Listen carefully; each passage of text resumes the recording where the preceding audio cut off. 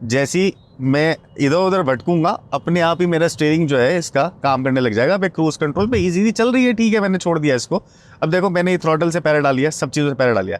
अगर आप कहीं पे ऐसी लॉन्ग ड्राइव पे जा रहे हैं, थोड़ा बहुत रिलैक्स चाहिए, एक स्पीड को डिसाइड करने के बाद में आपको चलना है, माइलेज ये बहुत अच्छा देती है। बीच बीच में ऐसा बोलती भी है कि ये लेन ट्रैकिंग असिस्ट जो है ये अभी आप चाहता है कि भैया आप इसको पकड़ लें स्टीयरिंग को। ये देखिए, जैसे कि मैंने अभी तक पकड़ा नहीं है, सिर्फ दिखाने के लिए कह रहा हूँ। जो लेन है ना उसको पकड़ के चलेगी, आपकी कार बिल्कुल सीधी चलेगी, आपको कुछ करनी होती है ना ही आपको थ्रॉटल देना, ना कुछ। दोनों जो हाथ है आपके वो दूर रहेंगे। ये देखिए, ये एक एसयूवी दिखने वाली ऐसी कार है जो कि यार चलती भी बहुत मस्त है, कंफर्टेबल भी बहुत ज़्यादा है और 22 टू 23 किलोमीटर्स का माइलेज निकाल सकती है। बट ये आती है एमपीवी कैटेगरी में। एमपीवी का मतलब होता है मल्टीपर्पस व्हीकल। ये है टोयोटा इनोवा हाई क्रॉस। और ये जो है ना यार, एक तो इसका कलर बहुत प्यारा लगा मुझे, इनफैक्ट कि इसकी जो लेंथ है ये बहुत बड़ी है कार की। अगर पीछे सीट में देखा जाए तो ऐसा है फुल लग्जरी, आप प्लेन में बैठे हैं, एक फर्स्ट क्लास सीट में बैठे हैं या फिर आप एक बिजनेस क्लास कार में बैठे हैं, तो इसके पीछे जो इंस्पिरेशन है कार के पीछे वो यही है कि अगर आपको इस सीट में कंफर्ट चाहिए तो बहुत इजीली मिलेगा यार। इतना ज़्यादा यहाँ पे ये रूम मिलता है आपको फ्लोर पे। नीचे अगर आप देखते हो तो हाइब्रिड बैटरी है वो, ऐसे ही वहाँ पे भी एक बैटरी दे रखी है क्योंकि ये कार है फुली हाइब्रिड। और इतनी ज़्यादा माइलेज होने के बाद में भी इसके अंदर कुछ लग्जरी फीचर है, जैसे कि देखो ये वाला जो बटन है, इससे ये जो है रिक्लाइन होगी पीछे की तरफ, आगे की तरफ होगी। थोड़ा सा स्लो है प्रोसेस बट हो जाती है। और इसमें यहाँ पे एक बटन है ये वाला, अगर मैं इसको प्रेस करता हूँ ना तो ये देखना क्या होगा, तो आपको जो थाई सपोर्ट है वो मिलेगी जैसे एक प्लेन की या फिर एक लग्जरी कार की आपको कॉकपिट में या फिर पैसेंजर एरिया पे मिलती है। आप इजीली इस पे बैठिए ऐसे करके और अपने पैर रखिए पीछे और इसको और ज़्यादा पीछे कर लीजिए तो कुछ ऐसे करके आपके पैर इजीली यहाँ पे आ सकते हैं। आराम से रिलैक्स होके जाओ कार में, कोई प्रॉब्लम नहीं। मिडिल पैसेंजर को यहाँ पे ये चीज़ मिलती है, थोड़ा सा लग्जरी फील दे रही थी कि आपके लिए एक छोटी सी टेबल है, यहाँ पे आपको सामान रख लीजिए और 2 कप होल्डर है। इनफैक्ट कि यहाँ पे भी ये एसी का यहाँ पे कंट्रोल दिए गए हैं, तो आप पूरा एसी यहाँ से कंट्रोल कर सकते हैं फॉर मिडिल पैसेंजर और रियर पैसेंजर के लिए। पीछे के लोगों के लिए यहाँ पे 2 टाइप सी पोर्ट है। मतलब कार जो है फंक्शनल बनाई है, कार काफ़ी बड़ी है, ऊपर बहुत बड़ा पैनोरामिक सनरूफ है। कार को लॉन्च हुए तो काफ़ी टाइम हो गया, बट क्या ये वैल्यू फॉर मनी है? क्योंकि जिस वेरिएंट के अंदर मैं बैठा हूँ इस वेरिएंट की एक्स शोरूम प्राइस है 30 लाख रुपीज़ और ये ऑन रोड आते आते ऑलमोस्ट 34-35 लाख के आसपास आ जाती है। इस कार में रूमी है, बहुत ज़्यादा स्पेशियस है यहाँ से। लेकिन अगर आपके बच्चों की हाइट 5 फीट है, 5.5 फीट है या फिर उससे थोड़ी सी ज़्यादा बड़े हैं तो क्या वो पीछे वाली रो में आ सकते हैं? पीछे वाली रो में जाने का प्रोसेस ऐसा बनाया है टोयोटा ने कि ये सीट पहले ऐसे आगे हो जाएगी। वैसे काफ़ी सारी जगह बन गई है, यहाँ पे स्लाइड हो गई है, लेकिन अगर आपको फिर भी थोड़ा सा मतलब अगर आपको और चाहिए यहाँ पे एक्सेस तो ये इतना एक्सेस यहाँ पे बन जाएगा और मैं फिर यहाँ से स्टेप इन हो सकता हूँ। तो स्टेप इन एक बार होकर दिखाता हूँ। तो कुछ ऐसे करके मैं यहाँ पे अंदर बैठ सकता हूँ। वैसे देखिए हेडरूम, मेरी हाइट है 5'11", मेरे को तो हेडरूम ठीक ठाक सा लग रहा है। मैं ये सीट को आगे करके अगर यहाँ पे भी बैठ जाऊँ तो ठीक ठाक सा है। लेकिन हाँ, ये छोटे बच्चों के लिए ही होती हैं, बड़े लोग इसमें कंफर्टेबली नहीं बैठ पाएंगे। लेकिन ये है कि अगर आपके बच्चे खेलना भी चाहते हैं पीछे, अगर एक सिंगल बच्चा है तो इजीली उसके लिए बहुत बड़ी एक सीट है पीछे। और अगर बड़ा इंसान भी बैठना चाहे कुछ दूर तक, जैसे 50-60 किलोमीटर की कोई ड्राइव है, बैठना चाहे तो बैठ सकता है, इसमें कोई प्रॉब्लम नहीं है। ईजी उसके पास में एक्सेस है, सीट कंफर्टेबल है, यहाँ पे भी एसी के पोर्ट है और आपको जो है यहाँ पे कप होल्डर भी मिल जाएंगे। उस तरफ अगर देखोगे तो यहाँ पे एक 12 वोल्ट का चार्जिंग सॉकेट भी है। कार अंदर से बहुत ज़्यादा स्पेशियस है, बाहर से भी बड़ी लगती है। जो इसकी बूट है वो भी मुझे पसंद आई, क्योंकि पहली बात तो ये पावर टेल गेट है। दूसरी चीज़ ये कि ऐसा नहीं है कि इसके अंदर स्पेस ही नहीं है। अगर आपने पीछे यहाँ पे 2 लोगों को बिठाया, आगे 2 लोगों को बिठाया, उससे आगे वाली रो में 2 लोग बैठे हुए हैं, तो 6 लोग हो गए।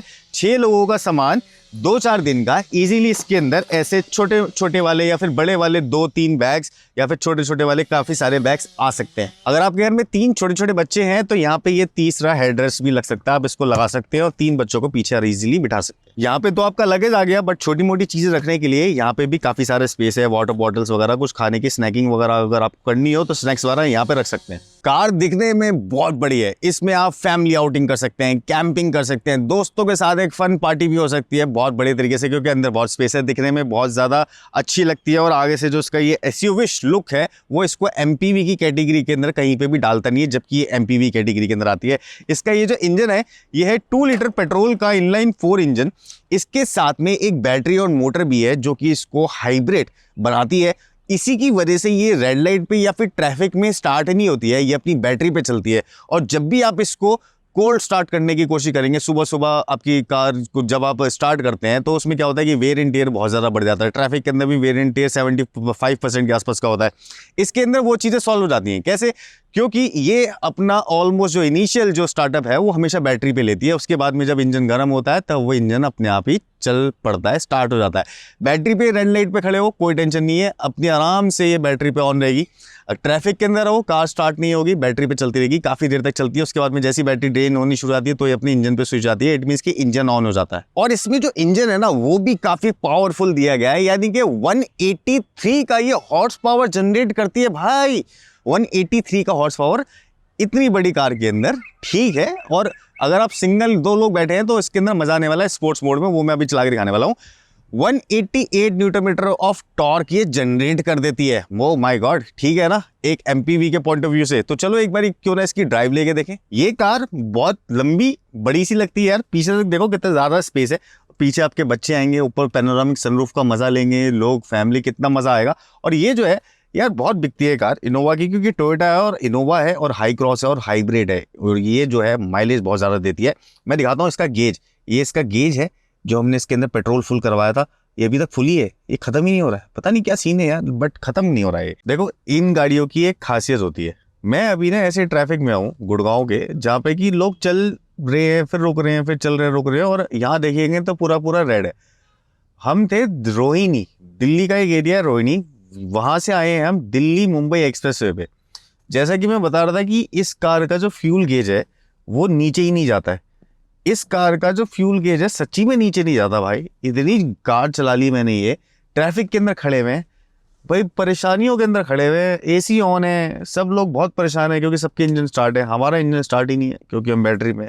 और यहाँ देखो कि ये फ्यूल गेज इतना सही नीचे गया है, ये फुल करा रखी है, 3 दिन से कार चला रहा हूँ मैं, इतना से नीचे गया है। और अभी भी मेरे को दिखा रहा है ये 491 की मेरे पास में जो रेंज है, डिस्टेंस टू एम्प्टी, यानी कि पेट्रोल की रेंज दिखा रहा है अभी ये। तो बैटरी जो पेट्रोल इंजन है जब चलेगा वो, और जब वो रीजनरेटिव ब्रेकिंग अप्लाई करेगा या फिर जब चलते हुए रीजन करेगा, उसमें जो बैटरी चार्ज होगी और जब वो ऐसी ट्रैफिक वाली कंडीशन में हमें हेल्प करेगी, वो वाली माइलेज नहीं है। इट मीन्स कि अभी भी मैं इससे कम से कम 600 किलोमीटर जा सकता हूँ इजीली। इनफैक्ट कि उन एरिया में जहाँ पे कि आपको नैरो कट मिलते हैं, ये इतनी बड़ी कार होने के बाद भी इसकी जो हैंडलिंग है वो बहुत प्रॉपर है। अच्छा देखो, मैं अभी इसके इको मोड पे हूँ, बैटरी और ये सब कुछ यूज करती है। अब यहाँ पे देखना, ये देखो मैंने थ्रॉटल दबाई है, चल के अपने पावर मोड पे। अब देखो ऊपर स्पीड आ रही है, लेकिन अब मैं थ्रॉटल छोड़ूंगा ना तो अब देखो ये स्विंग जो है ये आरपीएम नहीं है, ये यहाँ पे दिखाएगा रीजनरेटिव ब्रेकिंग कैसे काम कर रही है, किस तरीके से रीजन काम कर रहा है। इस वक्त हमारी जो कार है वो चार्ज हो रही है, जो जितनी भी स्लोप है वहां पे ये चार्ज होगी। अब अगर मुझे इस कार की माइलेज निकालनी है, एक्चुअल प्रॉपर माइलेज, 23 किलोमीटर वाली माइलेज, 20 पता नहीं भैया ज्यादा ही माइलेज निकाल रही है तो मुझे ना इसको, इस कंसोल का जो ये जो सुई है ना, इसको रखना है इको पे।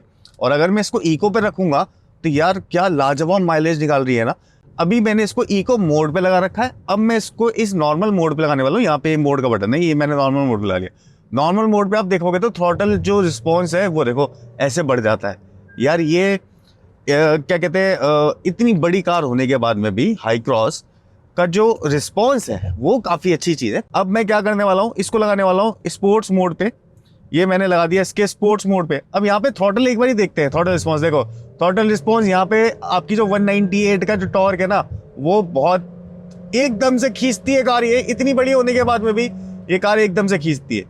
और बात करें इसकी ब्रेकिंग पावर की, तो ब्रेकिंग पावर में क्या है कि इसके अंदर जो फ्लूइड है ना, ब्रेक फ्लूइड, वो जब उसको पता चलता है कि आप ब्रेक लगाने वाले हैं, इट मीन्स जैसे आपने थ्रॉटल छोड़ा तो वो जो ब्रेक फ्लूइड है ना वो अपने आप ही पॉपअप हो जाता है, वो प्रेशराइज वे के अंदर हो जाता है। जो जैसे ही आप ब्रेक पैडल पे पैर रखेंगे ना, आपकी कार जितना आपको चाहिए कि हाँ भाई मैंने यहाँ पे रोकनी है, उससे भी पहले रुक सकती है अगर आप अच्छे से ब्रेकिंग करें। तो ये इसके अंदर एक बहुत बड़ी एडवांटेज है। अब देखो स्पोर्ट्स मोड पे ही मैं भगा रहा हूँ, मेरा पेट्रोल का भी गेज देखना कि स्पोर्ट्स मोड पे ये कितना पेट्रोल खा रही है। और ये देखो ये कैसे भाग जाती है 125 124 की स्पीड पे, ये कितनी जल्दी भाग गई। और जब आप ये हाई एंड वेरिएंट लेते हैं, इसमें आपको मिलता है एडास, और एडास जो है इसका बहुत ही परफेक्टली काम करता है। यहाँ दिखाओ, ये है भाई, मैंने इसको लेन पे लगा दिया, इसका डिस्टेंस बढ़ा दिया। अब देखना, अभी तक मैंने इसको मतलब क्रूज कंट्रोल पे सही से सेट नहीं किया, अभी 70 के ऊपर सेट हो गई है।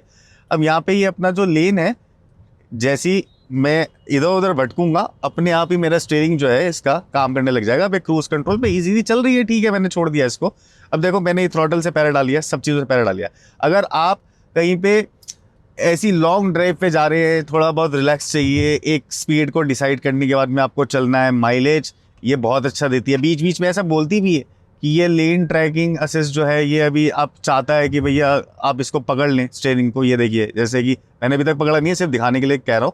जो लेन है ना, उसको पकड़ के चलेगी, आपकी कार बिल्कुल सीधी चलेगी, आपको कुछ करनी होती है ना ही आपको थ्रॉटल देना, ना कुछ। दोनों जो हाथ है आपके वो दूर रहेंगे। ये देखिए, ये थोड़ी बहुत वार्निंग्स देती रहेगी कि स्टीयरिंग पकड़ लो, ये पकड़ लो, वो पकड़ लो, ऑब्वियस है। लेकिन ये जो सिस्टम है ये बहुत अच्छे से काम करता है। और ये जिस तरीके से मुझे लेन में रख रही है, क्योंकि जो सामने वाली रोड है वो देखिएगा ऐसे ऐसे करके, ऐसे ऐसे। इसके ऊपर ज्यादा भरोसा करने की जरूरत नहीं है टेक्नोलॉजी के ऊपर। हमेशा आपको हाथ जो है अपने स्टीयरिंग व्हील पे ही रखने हैं। लेकिन कभी कभार जैसे आप दिल्ली मुंबई एक्सप्रेसवे पे जा रहे हैं, बहुत ही लंबा सीधा सीधा चलाना है, तो थोड़ी देर के लिए जैसे आपने ऐसे हाथों को ऐसे ऐसे कर लिया, थक गए और ऐसे ऐसे कर लिया, दैट्स इट, उसके लिए एडास ठीक है। लेकिन एडास ऑन करने के बाद में भी आपको अपनी नजरें और अपने हाथ जो है वो हमेशा ही स्टीयरिंग पे ऐसे करके रखने हैं, इसको 100% यूज में नहीं लेना। बाकी इसका जो म्यूजिक सिस्टम है यार, JBL का म्यूजिक सिस्टम इसमें यूज किया हुआ है भाई, उसकी क्वालिटी काफी क्रिस्प लगी मुझे। और डिग्गी में इसकी जो बूट है उसके अंदर एक 8 इंच का एक सबवूफर फिट किया हुआ है, उसकी वजह से ना मजा दिला रहती है ये कार।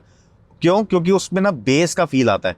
और मैं तो ये कह रहा हूँ कि अगर ये इस प्राइस सेगमेंट में है, जो कि मान लीजिए 34-35 लाख के सेगमेंट में, कुछ चीज़ इसके अंदर और ऐड हो जानी चाहिए थी, थोड़ी सी और लग्जरी हो जानी चाहिए थी, एम्बियंट लाइट थोड़ी सी ज़्यादा जगह दिखनी चाहिए थी। और ये जो जैसे ये हेलोजन बल्ब हैं, ये हेलोजन बल्ब नहीं होने चाहिए थे, इसकी जगह LED इंटीग्रेटेड लाइट्स होनी चाहिए थी, रीडिंग लाइट के ऑप्शन होने चाहिए थे। बट इस कार के अंदर क्या बनाया कंपनी ने कि अंदर से वो फीचर दे दिए जो सारे ज़रूरी हैं। दूसरी चीज़, इंजन बहुत अच्छा दे दिया, उसकी जो लाइफ है वो बहुत अच्छी है। जो इसके अंदर मोटर लगी हुई है, जो बैटरी लगी हुई है, हाइब्रिड मोटर, हाइब्रिड बैटरी, उसकी भी लाइफ बहुत ज़्यादा है।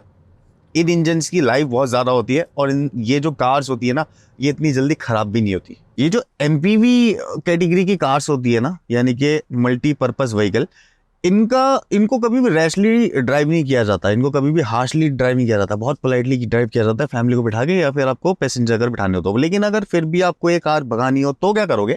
मैंने लगा दिया स्पोर्ट्स मोड पे, 0 to 100 देखने वाले हैं, कितनी देर में पहुंचता है। इस रोड की जो लिमिट है वो 100 की है, 100 तक देख लेते हैं। ये देखो, ये कौन कहता है कि हाई क्रॉस भागती नहीं है?